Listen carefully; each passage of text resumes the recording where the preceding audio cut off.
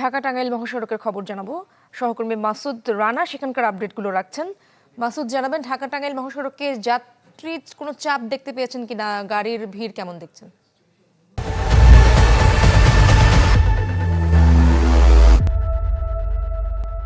ঈদের ছুটির দ্বিতীয় দিন আজ সকাল থেকে কিন্তু আমরা এই মহাসড়কে বিশেষ করে এলেঙ্গার পর থেকে যমুনা সেতু পর্যন্ত আমরা যাত্রীর যে চাপ, সেই সাথে বিভিন্ন ধরনের যানবাহনের চাপ কিন্তু আমরা লক্ষ্য করেছি। আমি এই মুহূর্তে রয়েছি টাঙ্গাইল যমুনা সেতু এলাকার যে টোল প্লাজা, সেই টোল প্লাজা এলাকায়। আমি একটু জানাতে চাই যে গত 24 ঘন্টায় প্রায় 46,943টি যানবাহন কিন্তু এই টোল প্লাজা দিয়ে পারাপার হয়েছে। এর মধ্যে কিন্তু অধিকাংশই প্রাইভেট কার, মোটরসাইকেল এবং বিভিন্ন ধরনের যানবাহন ছিল। এবং আমরা সকাল থেকে দেখেছি এই যে খোলাটাকে কিন্তু অনেকটা জীবনের ঝুঁকি নিয়েই কিন্তু যে ঘরমুখো মানুষ তারা কিন্তু বাড়ি ফেরার চেষ্টা করছেন। এছাড়াও এখন পর্যন্ত এই ঢাকা টাঙ্গাইল মহাসড়কের 65 কিলোমিটার অংশে তেমন কোনো যানজট বা বড় ধরনের কোনো দুর্ঘটনার খবর পাওয়া যায়নি। এখন পর্যন্ত স্বাভাবিকভাবেই চলাচল করছে যানবাহন। এবং এখন পর্যন্ত এই এলাঙ্গা থেকে এই সেতু পর্যন্ত 14 কিলোমিটার এলাকায় মহাসড়কের যে উন্নয়ন প্রকল্পের কাজ চলমান রয়েছে, সেই কাজের একটি অংশ এখনো চলমান থাকার কারণে কিন্তু অনেকটাই দুর্ভোগ বা ভোগান্তির আশঙ্কা করেছিলেন বাস চালক এবং যাত্রীরা। তবে ঈদের ঠিক এই কয়েকদিন আগে এখন পর্যন্ত কিন্তু তেমন কোনো বড় ধরনের দুর্ভোগ পোহাতে হয়নি।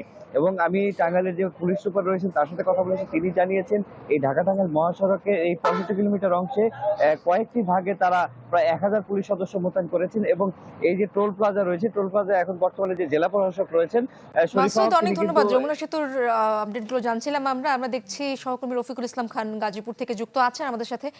রফিক, জানাচ্ছিলেন সকাল থেকে যে গাড়ির চাপ দেখতে পাচ্ছিলেন আপনি, এখন সেখানে গাড়ির জটলাকে কিছুটা ছেড়েছে কিনা, কি দেখছেন?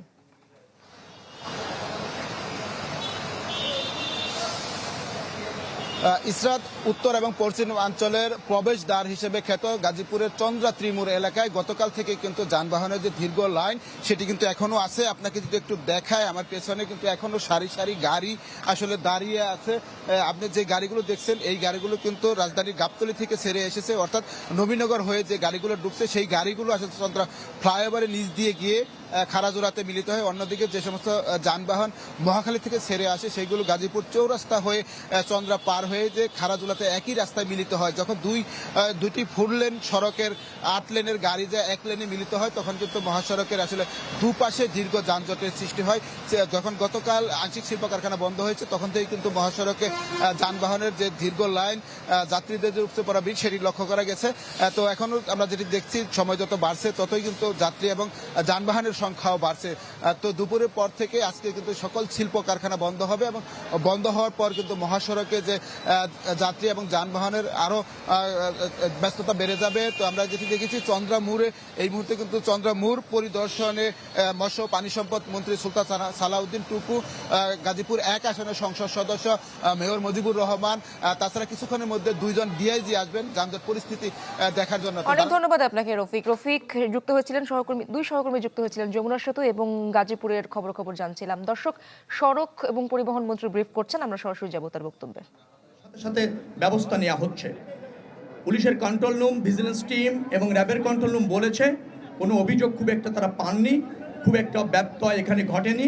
নির্ধারিত ভাড়া নেওয়া হচ্ছে এবং বাসগুলি যথাসময় ছেড়ে যাচ্ছে, যাত্রী কোনো হয়রানির শিকার হচ্ছে না। এখনো পর্যন্ত যারা বিভিন্ন রুটে কিন্তু অ্যাভেলেবেল টিকিট আছে, কয়েকটা রুট আছে যেখানে টিকিট অলরেডি সোল্ড আউট হয়ে যায়। অর্থাৎ নির্বিঘ্নে নিরাপদে ঈদযাত্রা যারা বাসে যাচ্ছেন তারা এখান থেকে এনজয় করছেন, কোনো হয়রানি অথবা কোনো বিড়ম্বনার শিকার তারা হচ্ছেন না। এটা আপনাদের সামনেই আপনারা দেখলেন আর কি, যে আমরা এটা করার চেষ্টা, যে উদ্যোগ আমরা নিয়েছিলাম গত 15 দিন 20 দিন ধরে। এখানে আমাদের পরিবহন সেক্টরের না, শুধু সরকারেরও একজন গুরুত্বপূর্ণ মেম্বার অফ পার্লামেন্ট, নির্ধারক, বিশেষ করে পরিবহন সেক্টরটা যিনি খুব চমৎকারভাবে শৃঙ্খলার মাধ্যমে অতীতে রেখেছেন, এখনও রাখছেন, শামসুর রহমান শিমুল বিশ্বাস, তিনিও এখানে উপস্থিত আছেন। এবং এখানে বাগমালী সমিতির যারা আছেন তারাও উপস্থিত আছেন। তারা আমাদের ডিজায়ারটা জানেন, সরকারের ডিজায়ারটা জানেন, তারা সহযোগিতা করছেন। শ্রমিক সংগঠনের নেতারাও আছেন, তারা সহযোগিতা করছেন। ভাড়া বৃদ্ধি, অতিরিক্ত নেওয়ার কোনো নিদর্শন আমি এখানে পেলাম না এবং আপনাদের সামনেই সেটা পেলাম না, আপনাদের সামনেই। এবং যে সমস্ত টিম আছে তারাও বলছে যে না এখানে ভাড়া বেশি নেওয়া হয়নি, যাত্রীদের কোনো অভিযোগ নেই, শৃঙ্খলার সাথে এই বাস স্ট্যান্ড থেকে যাত্রীরা ঢাকার বাইরে যেতে সক্ষম হয়েছে বাস পরিবহনের মাধ্যমে। আমাদের কাছে একটা প্রশ্ন আছে। প্রশ্ন হচ্ছে যে যেসব দূরপাল্লার বাস যেগুলো খুলনা যাবে, কিছু যাত্রী তারা মাগুরা যেতে চায়, তারা মাগুরার ভাড়া দিয়ে যেতে চায়, কিন্তু দিতে হচ্ছে খুলনার ভাড়া। আবার একইভাবে যারা বগুড়া যেতে চায় তাদেরকে জয়পুরহাট বা রংপুর বা নওগাঁর ভাড়া দিয়ে যেতে হচ্ছে। এটা নিয়ে আপনি না না, এটা একেবারে ন্যায্য। আমি আপনাকে বলি, যেহেতু গাড়িটি তো মাঝপথে যাবে না, গাড়িটির ভাড়া নির্ধারণ, ফুয়েল সবই নির্ধারণ করা হয়েছে খুলনার জন্য। তার যে কস্টিং বা তার ব্যয়, খুলনা যাওয়ার ব্যয় নির্ধারণ করে ভাড়াটা নির্ধারণ করেছে। এখন যে গাড়িটি খুলনা যাবে, আপনি যদি মাঝপথে নেমে যান, নেমে যদি অর্ধেক ভাড়া দিতে চান, তাহলে ওই যে অর্ধেক ভাড়া বিবেচনা করে ভাড়া নির্ধারণটা হয়নি। যেহেতু তার রুটটা হচ্ছে গাবতলী থেকে সরাসরি খুলনা, তার ব্যয়টাও খুলনাগামী একটা গাড়ির জন্য যা থাকে, যার ফলে টিকিটেও তাকে সেই ভাড়াটা নিতে হচ্ছে।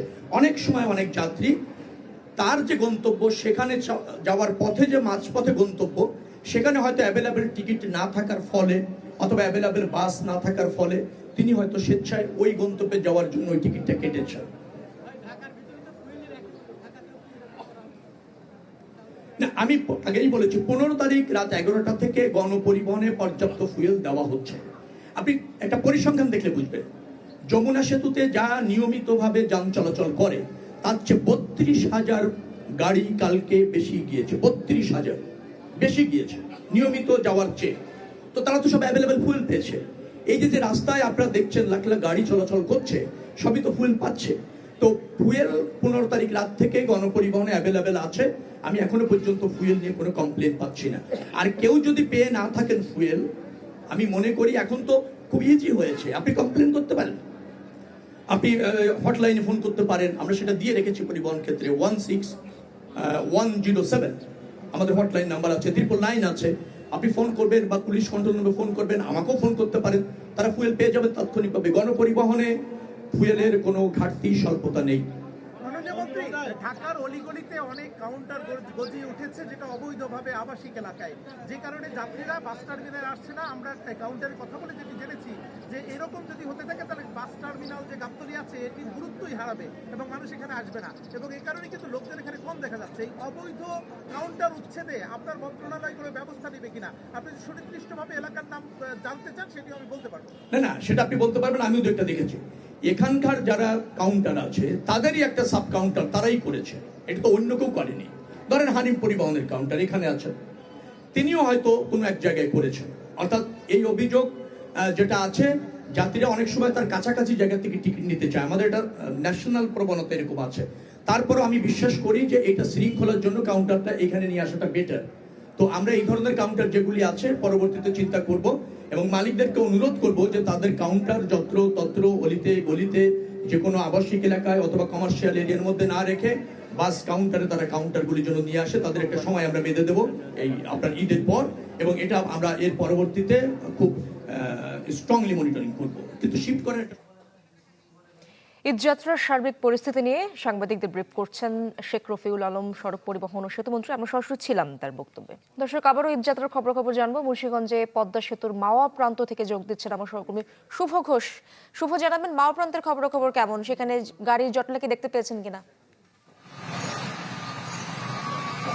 ইসরাত, দেখুন, বেলা গড়িয়ে দুপুর হচ্ছে, বাড়ি ফেরা মানুষের যে যানবাহনের ভিড় সেটি সড়কে সেই সব যানবাহনের উপস্থিতি লক্ষ্য করা গেলেও এখন পর্যন্ত কিন্তু ভোগান্তির সেরকম কোনো অভিযোগ আমাদের কাছে আসেনি। আমাদের সাথে এই মুহূর্তে বাংলাদেশ সেতু কর্তৃপক্ষের যিনি অতিরিক্ত সচিব রয়েছেন আলতাফ হোসেন শেখ, তিনি রয়েছেন। আমরা একটু জানতে চাইব ঈদের ছুটিতে আসলে এখন পর্যন্ত কি পরিমাণ যানবাহন সেতুতে পারাপার হলো, কোনো অভিযোগ পেয়েছেন কিনা বা কোনো ভোগান্তি বা অনাকাঙ্ক্ষিত দুর্ঘটনার খবর আছে কিনা? ধন্যবাদ। আমরা গত 24 ঘন্টায় মানে 17 তারিখে 24 ঘন্টায় আমাদের গাড়ি পারাপার হয়েছে 38,517টা এবং টোল আদায় হয়েছে 4,18,60,900 টাকা। গত 10 ঘন্টায় আমাদের টোল আদায় হয়েছে 1,75,00,000 টাকা এবং গাড়ি পারাপার হয়েছে প্রায় 15,000। আমরা মানে খুব 3 থেকে 4 সেকেন্ডের মধ্যে মানুষ টোল দিয়ে পারাপার হয়ে যাচ্ছে, কোনো ট্রাফিক জ্যাম নাই এবং আমরা কোনো অভিযোগও পাইনি, কোনো হয়রানির অভিযোগ বা টোল বেশি নেওয়ার অভিযোগ, কোনো ধরনের নেই। যাত্রীরা খুবই স্বস্তিতেই পারাপার হচ্ছে। ধন্যবাদ। এসব আপনি শুনছিলেন আসলে এবার ঈদ যাত্রাটি অতীতের তুলনায় অনেকটাই নির্বিঘ্ন হয়েছে। যে আশাব্যঞ্জক বার্তা দেয়া হয়েছিল ঈদের আগে সেটি কিন্তু এখন দৃশ্যমান বাস্তবতা এখানে। তবে এখানে বাড়ির পথে যাওয়া যাত্রী ও যানবাহন চালকদের একটি দাবি যে ফিরতি পথেও যদি এই ব্যবস্থাটি জোরদার থাকে তারা নিরাপদে আবার পরিবার প্রিয়জনের সাথে ঈদ কাটিয়ে আবার নিজ নিজ কর্মস্থলে ফিরতে পারবেন। অনেক ধন্যবাদ আপনাকে শুভ। সহকর্মী শুভ ঘোষ যুক্ত হয়েছিলেন মুন্সিগঞ্জের পদ্মা সেতুর মাওয়া প্রান্ত থেকে। দর্শক, কমলাপুর রেল স্টেশনের চিত্র জানার চেষ্টা করব। সহকর্মী রয়েছেন ইমতিয়াজ মাহমুদ, সেখানকার খবর তিনি রাখছেন। কমলাপুর রেল স্টেশনে রয়েছেন ইমতিয়াজ, জানাবেন কমলাপুর রেল স্টেশনে কোনো শিডিউল বিপর্যয়ের তথ্য কি মিলেছে কিনা?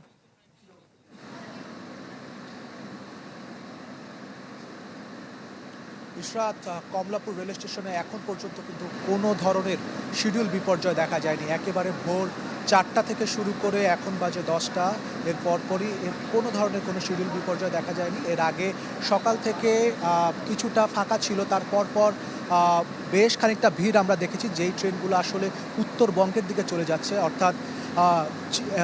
অর্থাৎ যেটা বলা যায় যে চিলাহাটি, চট্টগ্রাম, পঞ্চগড় এই জায়গাগুলো যেখানে যাচ্ছে সেখানে কিন্তু উপচে পড়া ভিড় ছিল।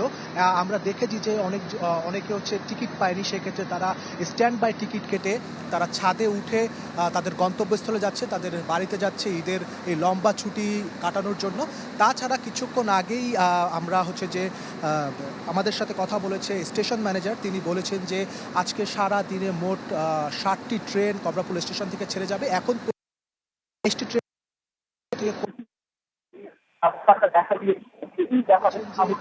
আগে টিকিট কালোবাজারি ব্যাপারটা দেখা গিয়েছে, এই ব্যাপারে তারা হচ্ছে যে একদম কঠোর ব্যবস্থা নিয়েছে। গতদিন একজনকে হাতে নাতে ধরাও হয়েছে। তাছাড়া স্টেশনের বাইরে 3 ধরনের বুথ দেওয়া হয়েছে, র্যাব 3, রেল স্টেশনের পুলিশ, এমনি পুলিশ, তারা হচ্ছে রেল স্টেশনের সর্বোচ্চ ব্যাপার তদারকি করছে। এবং শেষ অবস্থায় যেটি রয়েছে, এখন আমরা যাত্রীদের সাথে কথা বলেছি, তারা আগাম টিকিট কেটেছে, কিছু ক্ষেত্রে টিকিট পায়নি, তারা স্ট্যান্ড বাই যাচ্ছে, কিন্তু সর্বোপরি তারা স্বস্তিতে যাচ্ছে এবং কোনো ধরনের ভোগান্তি তারা ভুগতে হচ্ছে না। স্টেশনে এসে ট্রেন পেয়ে যাচ্ছে এবং নিজেদের আসন খুঁজে সেই জায়গায় বসে যাচ্ছে। ইশরাত। ইমতিয়াজ, অনেক ধন্যবাদ আপনাকে। দর্শক, সহকর্মী ইমতিয়াজ যেমনটা জানাচ্ছিলেন, কমলাপুর রেল স্টেশন থেকে সময় মতো ছেড়ে গেছে ট্রেন। সকাল থেকে যে কটা ট্রেন ছেড়ে গেল সবগুলো ট্রেনই সময় মতো ছেড়েছে। দর্শক, আবারও ঈদ যাত্রার খবর জানবো। রাজধানীর সায়দাবাদ এলাকায় যেতে চাই, সহকর্মী মুহাজির হক সেখানকার আপডেট রাখছেন। মুহাজির, জানাবেন সায়দাবাদ এলাকার চিত্র। আবারও জানতে চাই বাড়তি ভাড়া নেওয়ার কোনো অভিযোগ কি রয়েছে কিনা?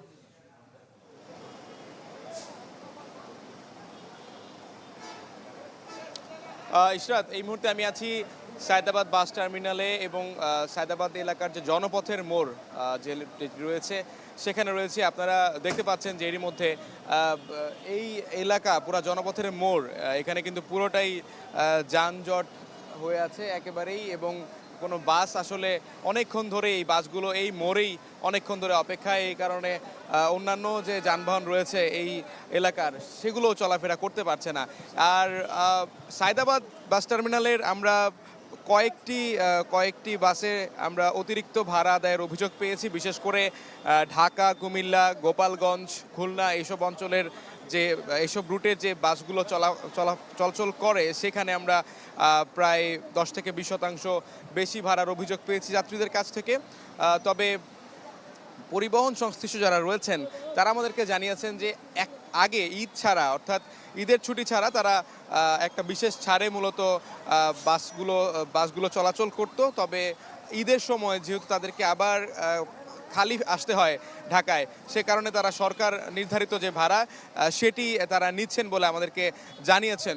কিন্তু যাত্রীরা যারা রয়েছেন, বিশেষ করে এখানে যে লোকাল যে বাসগুলো বলে আমরা চিনি বা জানি, সেই বাসগুলোই অতিরিক্ত ভাড়া নিচ্ছে। তবে প্রথম সারির যে বাসগুলো রয়েছে সেগুলো তাদের যে নির্ধারিত ভাড়া, সে নির্ধারিত ভাড়াতেই ছাড়ছেন। সব মিলিয়ে একটা স্বস্তি আছে, যাত্রী চাপ কম থাকলেও একটা স্বস্তিতেই তারা স্বস্তির যাত্রা আমরা প্রত্যাশা করছি। অনেক ধন্যবাদ আপনাকে মুহাজির। সহকর্মী মুহাজির হক যুক্ত হয়েছিলেন সায়দাবাদ থেকে।